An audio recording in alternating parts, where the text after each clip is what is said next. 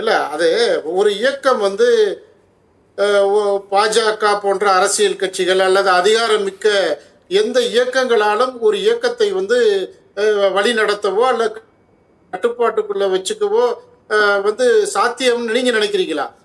அதாவது புரட்சி தலைவர் பொன்மனச்செம்மல் எம்ஜிஆர் அவர்களால் தொடங்கப்பட்ட இந்த இயக்கம், புரட்சி தலைவி அம்மாவால் வழிகாணப்பட்ட இந்த இயக்கம், இந்த இயக்கத்துல கோடான கோடி தொண்டர்கள், இந்த இயக்கத்தை யாரை நம்பிக்கிட்டு இருக்கிறாங்க?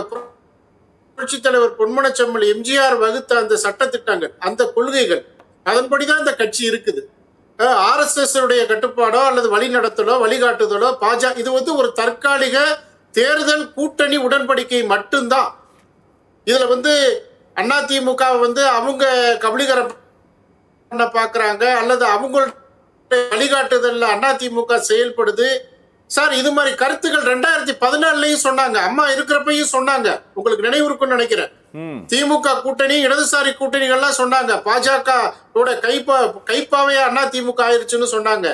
2017 என்ன சொன்னாங்க? ரிமோட் கண்ட்ரோல் அரசா வந்து EPS நடத்துறாருன்னு சொன்னாங்க. பாஜகவோட ரிமோட் கண்ட்ரோல்லாம் சொன்னாங்க. அப்படி பல்வேறு பேர் பல்வேறு கருத்துக்களை சொன்னாலும் அதெல்லாம் தவிடு பொடியாக்கின இயக்கம் அதிமுகன்ற இயக்கம். அப்ப இந்த இயக்கம் வந்து ஒரு தற்காலிக கூட்டணி வச்சிருக்கிறதுனால அது RSS உடைய வழிகாட்டுதல்ல போயிருச்சு அப்படின்னு யாரோ ஒருத்தர், அவர் அமைச்சரா இருக்கலாம், அதிகாரம் மிக்கவர்களா இருக்கலாம், அதாவது ஒரு ஒரு தற்காலிக கூட்டணி ஏற்பாடு கூட்டணிக்காக ஒரு நட்பை அவங்க வந்து இழந்துடக்கூடாதுங்கிறத நாங்க வருத்தப்படுறோம்.